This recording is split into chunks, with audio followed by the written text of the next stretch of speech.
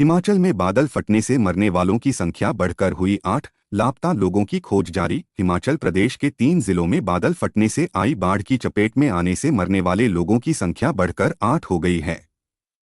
45 से अधिक लोग अभी भी लापता हैं, जिनके लिए बचाव अभियान चलाया जा रहा है। वहीं मुख्यमंत्री सुखविंदर सिंह सुक्खू ने बाढ़ प्रभावित क्षेत्रों का जायजा लिया और पीड़ितों से बातचीत की है। Please subscribe and like for more video.